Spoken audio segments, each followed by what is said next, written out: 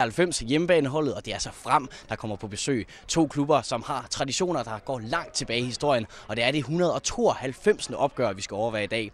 Og selvom at FCK og Nordsjælland, de spiller lige herinde til højre for mig, ja, så er der også helt sikkert gang i den herinde på stadion, hvor vi skal overvære to hold, der ligger i subtoppen af 2. division. Det er 6. pladsen mod 8. pladsen, og vi har selvfølgelig snakket med de to trænere op til kampen for at se, hvordan de griber det herinde. Først så får I Kim Smidsbo.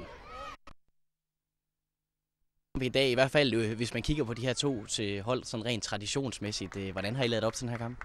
Jamen altså, kamp mod Frem, det er jo en speciel kamp, ingen tvivl om det. Vi glæder os over for det første, at vi har lidt momentum i øjeblikket, og vi håber på, at vi selvfølgelig kan give en seværdig kamp i den sammenhæng. Kulissen kunne vi godt have ønsket os at flytte måske 100 meter over til parken. Det ved man jo fra dem, der kan huske fodbold tilbage i tiden, at det var der, at B93 og Frem mødte hinanden i skal vi sige, de gamle dage. Nu er kulissen flyttet lidt fra til Østerbro Stadion, og det er FC Nordsjælland, og det er FCK, der spiller i parken. Nye klubber, der popper op, hvis man skal sige det sådan. Men vi glæder os i hvert fald over, at vi skal have en forhåbentlig god kamp mod Frem, og at der også selv på trods af vejret kommer nogle tilskuere og kigger på den her kamp. Nu siger du selv, at I skal køre det her momentum et stykke videre. I har vundet de sidste 3 kampe. Hvor meget selvtillid har I til den her kamp? Jamen det er klart, at vi stråler jo selvfølgelig med selvtillid. Altså vi har spillet nogle svære kampe, og en sejr i Nordvest sidste uge gjorde jo, at humøret er steget. Vi har også en pokalkamp på onsdag at se frem til i pokalturneringen, og vi håber selvfølgelig at kunne slutte af, både først og fremmest i dag mod Frem, men også med 2 andre gode kampe i den sidste turneringskamp i Egedal, og så også i pokalkampen. Og der er en god stemning i truppen, og det er vigtigt for at levere et resultat, at der er en rigtig god stemning, både på træningsbanen og i omklædningsrummet. Og hvad skal man som tilskuer lægge mærke til hos jer i dag? Hvad har I fokus på i forhold til Frem? Jamen, vi håber jo selvfølgelig, at vi kan, på trods af, skal vi sige, vind og vejr, at vi kan spille noget seværdigt fodbold. De tekniske spillere, at de kan få lov til at vise deres værd, og vi kan fastholde spillet, og boldomgangen er god, og så har vi selvfølgelig få kreeret nogle chancer i den her kamp. Jeg mener, at vi har muligheder for i hvert fald at presse frem også i den situation og blive dygtige på nogle opstillinger. I er jo oprykker, men ligger på en 6. plads og har 1 point til Frem. Altså, det er en meget tæt kamp. Vil I være favoritter i sådan her, selvom I oprykker? Ja, det er jo en lige kamp. Altså, jeg synes jo, at begge hold har jo svinget lidt i den her sæson. Og jamen, altså, jeg kan jo se på danske spil eventuelt, der giver man også lidt favoritværdighed. Og vi har hjemmebanen, så det kan godt være, at vi har en lille favorit. Men skal vi ikke nu i første omgang koncentrere os lidt om at få et godt resultat hjem med lidt godt fodbold, og så være lidt ydmyg, og så håbe på en smal sejr. Det vil være super. Og vi har selvfølgelig også været en tur over i den anden lejr, hvor Henrik Jensen står i spidsen for Frem. Og vi har selvfølgelig også spurgt den, om det her traditionsopgør er noget, der har fyldt i ugen op til kampen. Henrik Jensen, det er jo noget af traditionsopgør. Det her, har det fyldt noget i ugen op til kampen?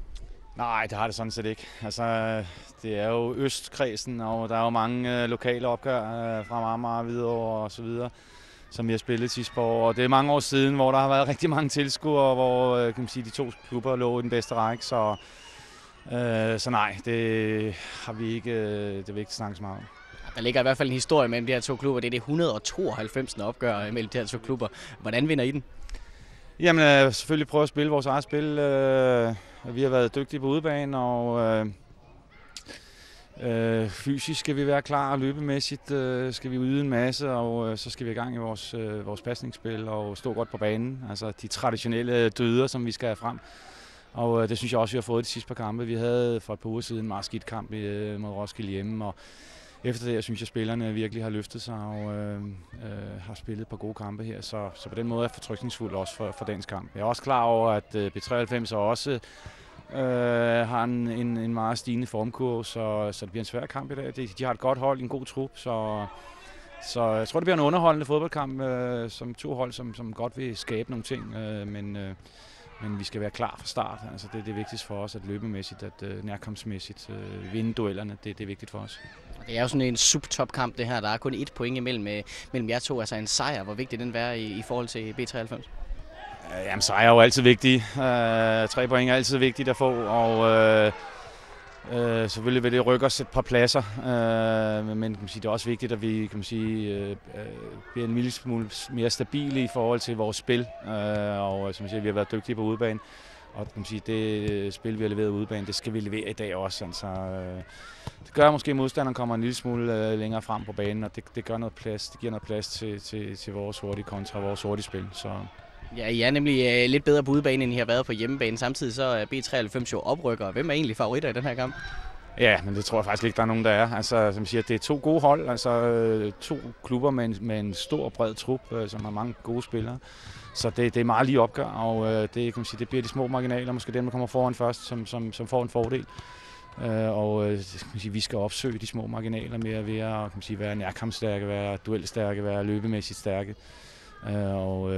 Ja, nu må vi se.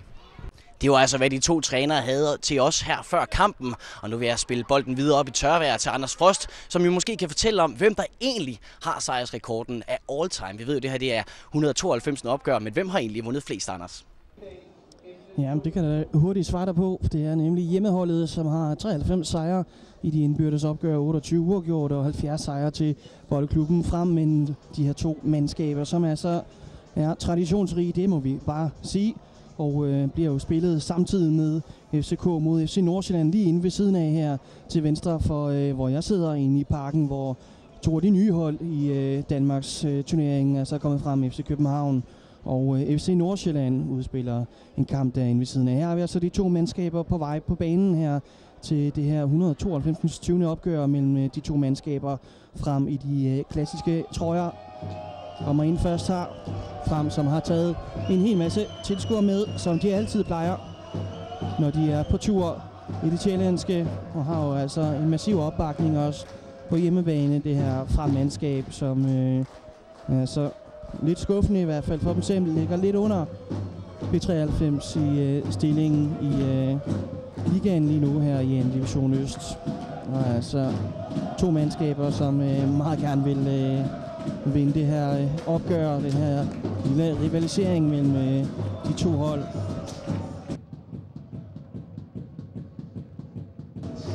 Og her B93 på vej på banen i baggrunden. Og altså masser af røg herude og masser af konfetti, der bliver smidt afsted her. Altså gang i den deroppe hos fremmerne. Og det er fantastisk at kunne se sådan en stemning omkring en kamp her i en division øst. Det er ikke så spændende at få en masse røg i hovedet lige nu, men sådan er det jo. Og gang i fremtilskuerne. Det er herligt at se. Sidste gang der var fodbold her på Østerbro Stadion, der var der kun 161 tilskuere mod Nykøbing, så det her det er bestemt et hak fremad i stemningsbarometeret også. Lad os tage kig på de 2 mandskaber.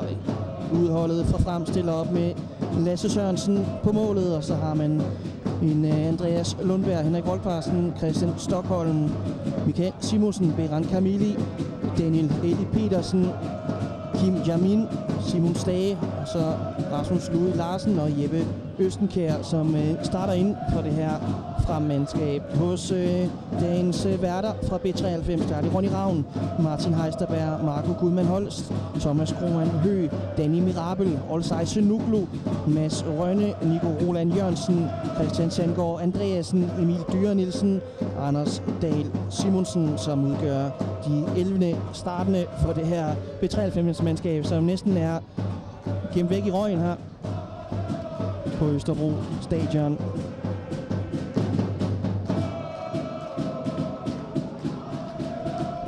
Og som nævnt altså et opgør mellem 2 mandskaber, som ligger lige i periferien af toppen, subtoppen, som det hedder på moderne dansker.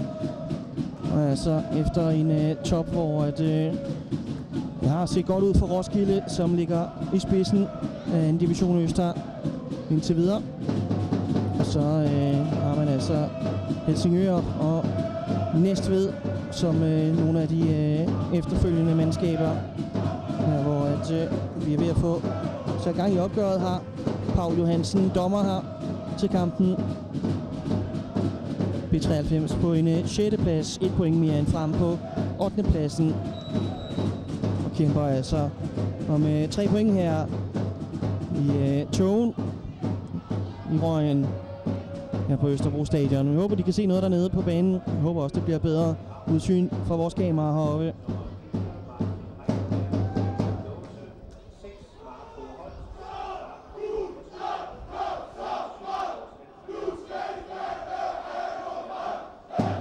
Lasse Sørensen på kassen.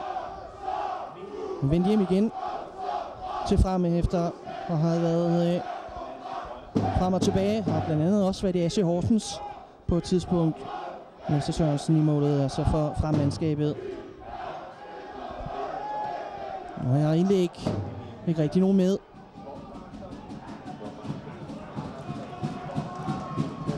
Og i stedet for B93 på vej frem på banen her. Gennembrud ude højre side. Og han får den ikke lagt ind over. Nico Roland Jørgensen ude på højre siden. Han har altså en masse øjne og en Olsay Sinoglu og ramme efter inde på midten for B93. Det er faktisk et giftigt makkerpar. Mads Rønne skiftede fra Fremad Amager inden den her sæson og har fået gang i målscoringen med 4 mål i de sidste par kampe. Scoret et hattrick i kampen mod Nykøbing her på hjemmebane, hvor man vandt 4-0. Rønne, som ligger op med nummer 10 på ryggen. Og Olsay Sinoglu med nummer 9, også 9 mål i sæsonen. Han har scoret indtil videre.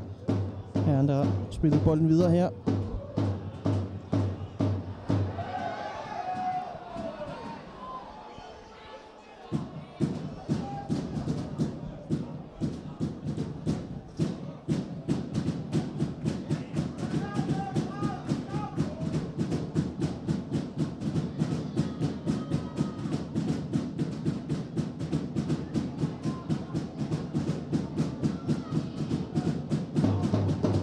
Og så skal vi have et langt kast fra Christian Sengård Andreasen.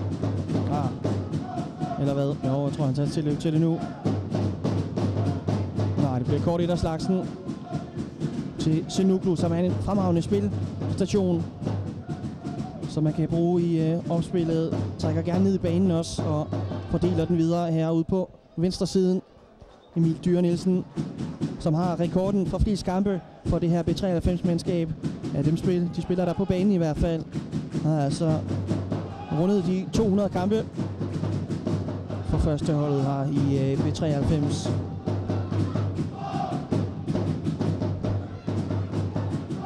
Og her så frem. Det er Østenkjær. Får den sendt videre, og så en afslutning over fra venstrekanten. Den første afslutning i kampen har indtil videre efter 3 minutter. Og ikke noget prangende forsøg. Og husk, du kan så gå ind på Danske Spil og live-bette på det her opgør. Og så ind under live-fanen på Danske Spils hjemmeside.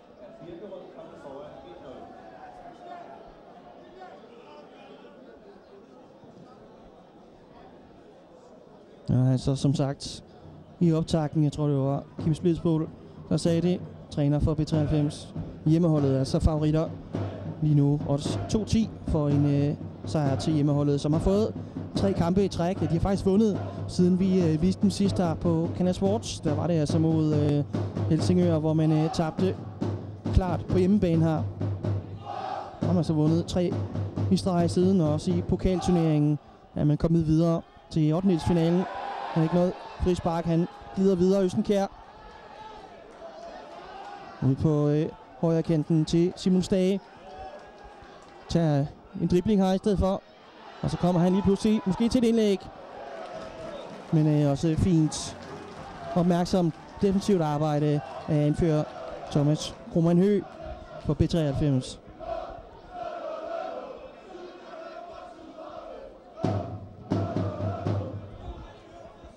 Ja, fint arbejde af Simon Stage, som gik med frem. Og så skal vi have Beran Kamili med hjørnesparket. Og de går 2 mand derud. Og klar måske til en kombination. Rasmus Lauri Larsen er det, der smækker den ind over. Og her er måske en chance til frem. Ja. Kæmpe mulighed, han får en centralt men ikke rigtig en ordentlig afslutning for at sende på den, men altså en stor mulighed til frem her efter 5 minutter på en dødboldsituation.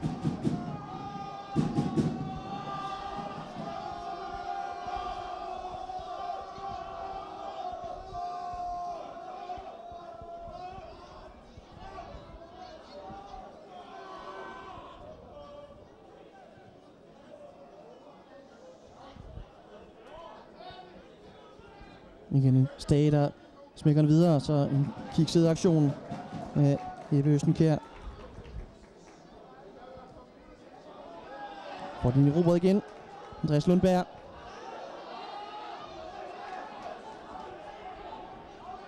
Stage.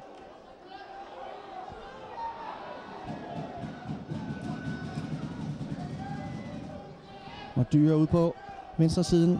Masser af fart.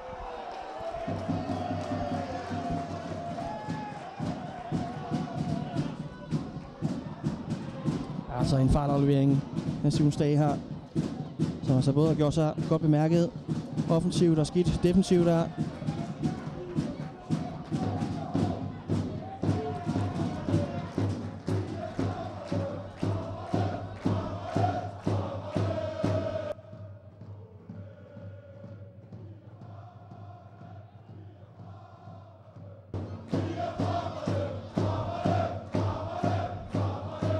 Herlig lydkulisse, der bliver givet spillerne her i eftermiddag. Både frem-tilskuerne og B93-tilskuerne har trommer med. Det giver altså en fin stemning. Der er altså også lidt sådan nærmest kultstatus omkring det her fremmandskab, som jo er 2 omgange har været gået konkurs. Her får vi lige første hjørnesparks situationen her.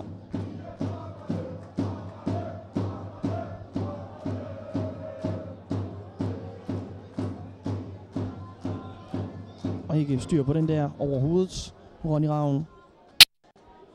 Og altså en stor mulighed til Østenkjær.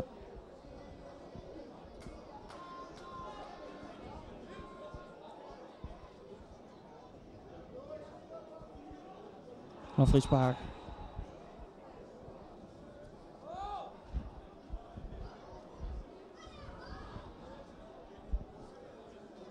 Og så skal vi lige benytte lejligheden til at præsentere dommertrioen. Paul Johansen med fløjten, Frederik Bak og Mikkel Bredgaard med flagene ude på sidelinjen. Og her Paul Johansen.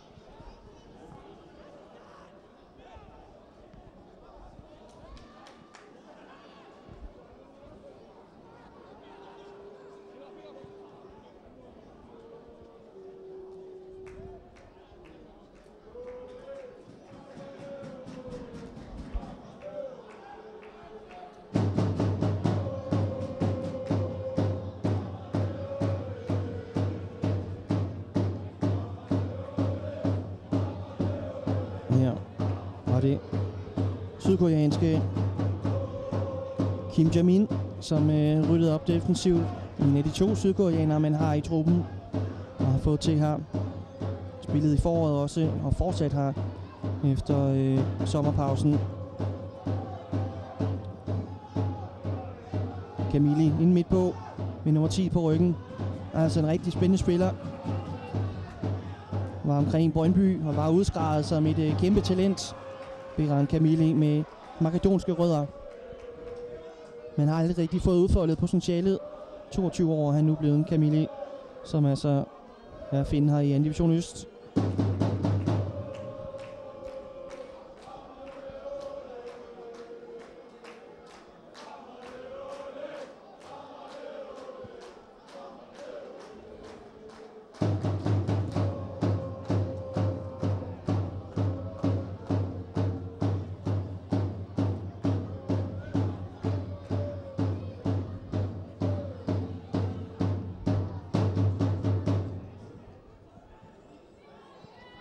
Altså et B93-mandskab, som på de snart små 10 minutter ikke har skabt en chance endnu i kampen her. Det kan være, det kommer her. I hvert fald ud til Sunuglu. som har spillet Superliga-fodbold, godt nok for en del år siden, i det, der hed Farum engang, og derefter Nordsjælland i et enkelt sæson. 2 år i Superligaen for Oldesai Sønderjylland, som også har været omkring Fremad Amager, og Frem jo faktisk også FC Vestsjælland Sønderjylland, som var noget skuffet over det ophold i Slagelse.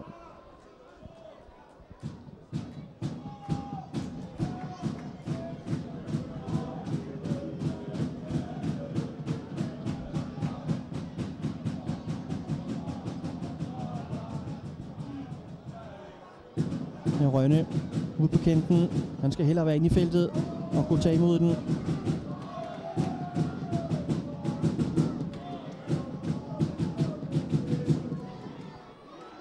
Og her Rønne får en stikning.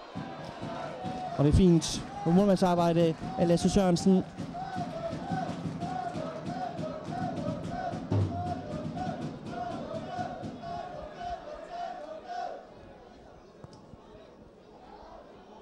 En lang stikning i dybden til Camilli.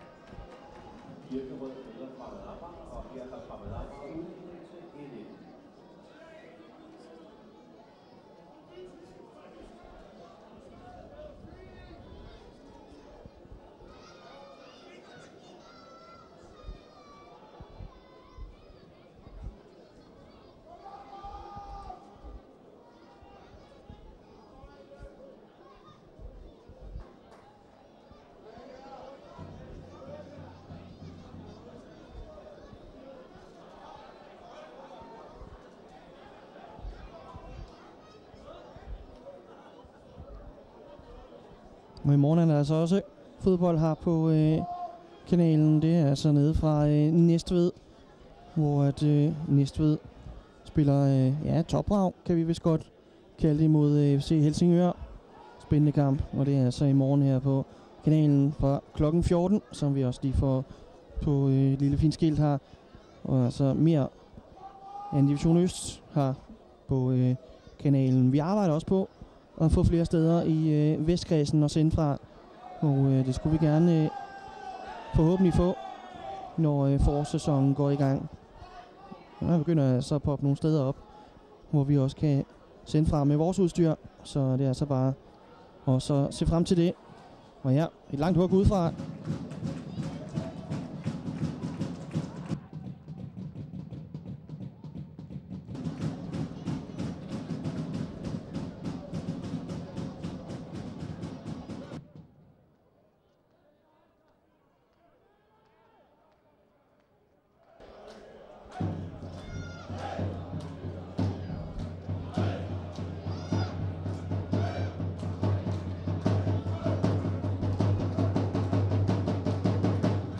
Fint defensivt arbejde af Martin Heisterberg.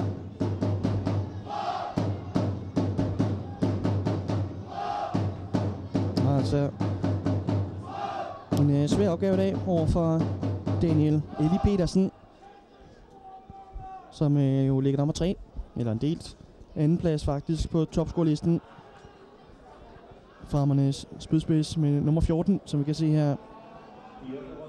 Og han er altså kun efter Lasse Emil Nielsen fra FC Roskilde, som har scoret 16 mål allerede i den her sæson og har scoret 15 mål på 5 kampe.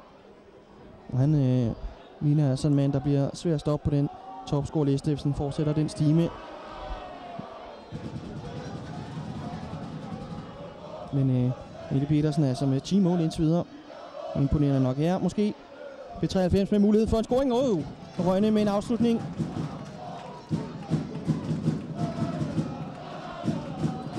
Og vi begynder at komme længere frem. Hjemmeholdet.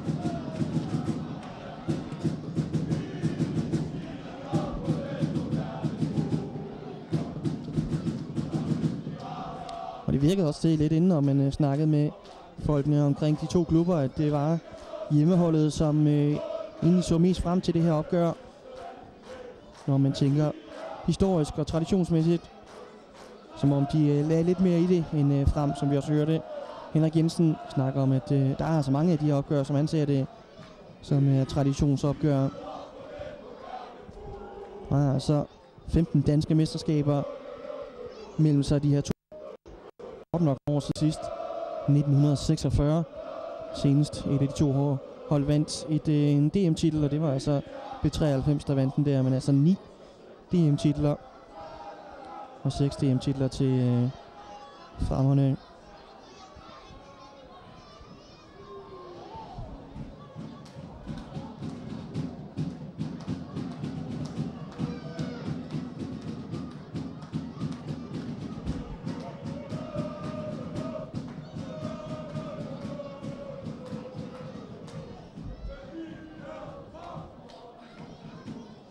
Frem som fik sølv, eller fik bronze undskyld i Danmarks turnering tilbage i 92. Og så gik man altså konkurs året efter, ligesom man altså gjorde det i 2010. Måtte derfor ned i København-serien. Rykkede så op til Danmarks-serien, og nu er altså i Division Øst 2 direkte oprykninger. Blev nummer 7 i sidste sæson her for Østkredsen, hvor Hvidovre altså tog billetten op.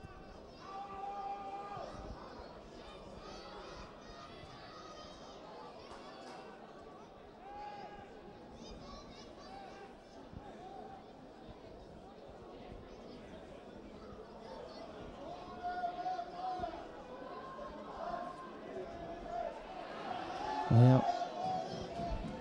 lige ved det bliver en mulighed her. Østenkær, der lurer. Så må Dan Petersen tage løbet ud i højre siden. Og meget gang i et andet opgør her i det københavnske Birkerød mod Fremad Amager. Scoret en del mål der. 2-2 nu.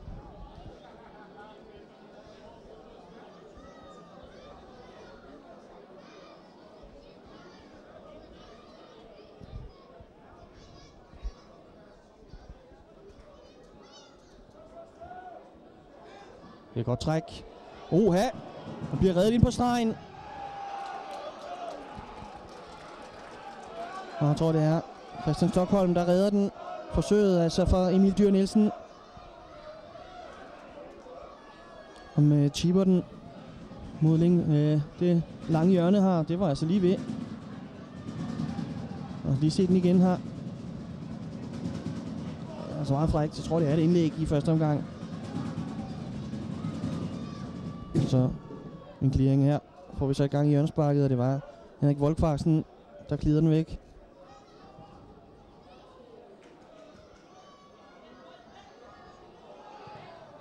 Og hug ud fra. Og lige ved, at Danny Mirabel får sendt værterne foran her. Fint skud ud fra, som om at hjemmeholdet er kommet klart mere og bedre med ind i den her kamp her.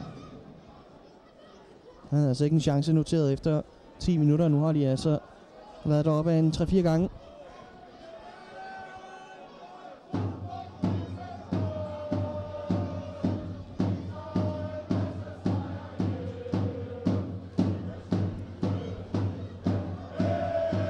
Camille ude på venstrekanten.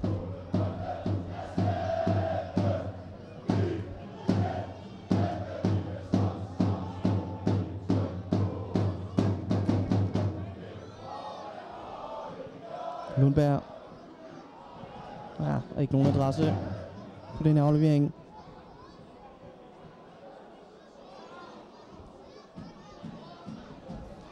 Og Rønne, der skulle forsøge at holde lidt fat i den.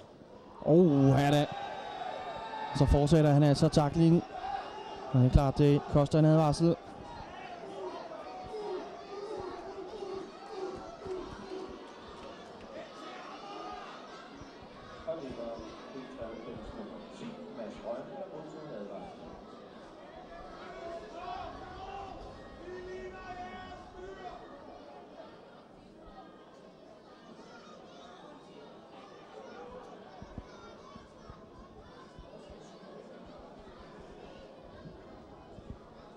Og får den lige her igen. Den er grum. Taklingen på Rasmus Larsen